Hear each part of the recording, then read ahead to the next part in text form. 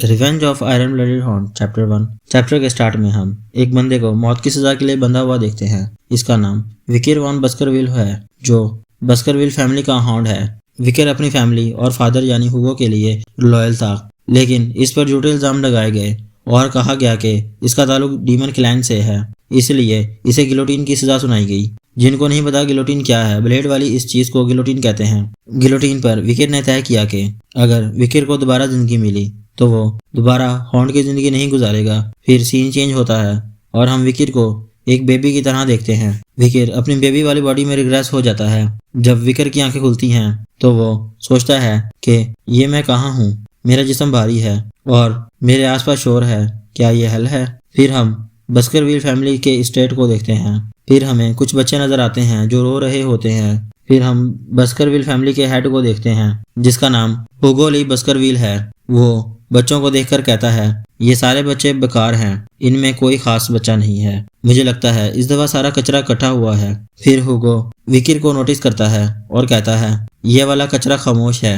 फिर हुगो ऑर्डर देता है बच्चों को क्रेडल ऑफ स्वॉर्ड की तरफ ले जाओ। विकिर हुगो को देखकर कहता है मुझे फंसाने और सजा देने वाला हुगो ली बस्करविल। फिर विकिर बताता है ये हुगो का जवानी वाला चेहरा है। मुझे यकीन हो गया है कि मैं विकिर वॉन बस्करविल अपनी बेबी वाली बॉडी में रिग्रेस हुआ हूँ। फिर विकिर कहता है मैंने अपनी पूरी जिंदगी हॉर्न की तरह गुजारी। मैं एक नाजायज फैमिली से पैदा हुआ और खराब माहौल में ट्रेनिंग ली। एक हॉर्न को अपना मिशन हर हालत में पूरा करना होता है, चाहे वो किसी को मारना हो या जानकारी निकालना हो या धमकी देना हो। एक हॉर्न को हर तरह के बुरे काम करने होते हैं। ये सब बस्करविल फैमिली को 7 बड़ी फैमिलीज में सबसे ऊपर रखने के लिए मेरे वफादार रहने की सादा सी वजह थी।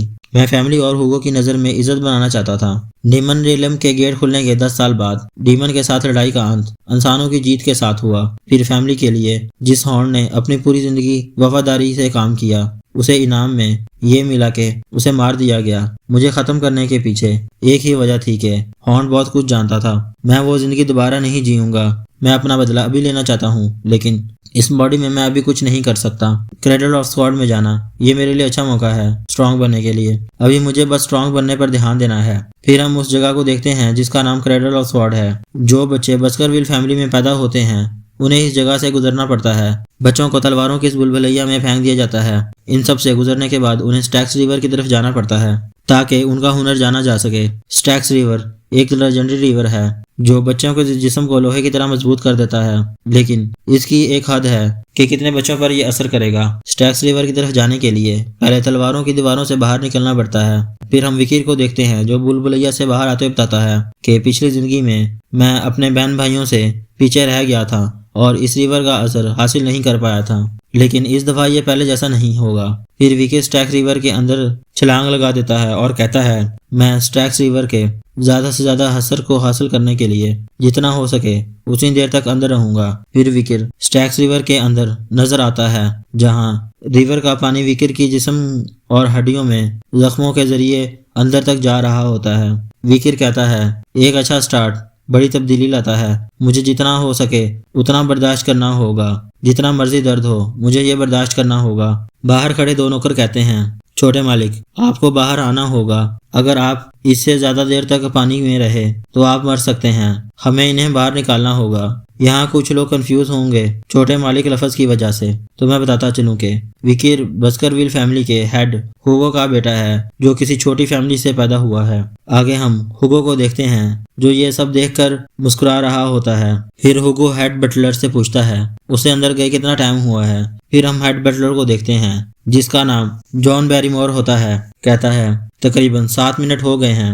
हुगो कहता है 7 मिनट, वो शायद मर जाए। फिर हुगो विकिर से कहता है बेटा तुम्हें बाहर आ जाना चाहिए। विकिर हुगो की आवाज सुनकर कहता है ये हुगो की आवाज है, तुम्हें क्या लगा मैं आसानी से बाहर आ जाऊंगा? मुझे इसे आखिर तक जज्ब करना होगा। फिर विकिर की सांस फूट जाती है और वो डूबने लगता है। फिर हुगो विकिर को निकाल लेता है और कहता है इस बच्चे को देखो, स्टैक्स रिवर में रहना इसके लिए काफी नहीं था, इसने उसे पी भी लिया, इसके तो दांत भी आ गए हैं। फिर हुगो बटलर से बच्चे का नाम पूछता है। हेड बटलर कहता है विकिर वॉन बस्करविल। हुगो कहता है विकिर लगता है एक बहुत लालची बच्चा पैदा हुआ है। विकिर लटका हुआ सोचता है तुम जितना चाहे अभी खुश हो जाओ हुगो, अभी मुझे खामोशी से अपने आप को ताकतवर बनाना होगा और फिर जब वक्त आएगा मैं बस्करविल फैमिली को तारीख से गायब कर दूंगा अपने इन्हीं विकी वॉन बस्करविल हाथों से। इसी के साथ हमारा चैप्टर एंड हुआ। मिलते हैं अगले चैप्टर के साथ। फॉलो या सब्सक्राइब जरूर कर दें।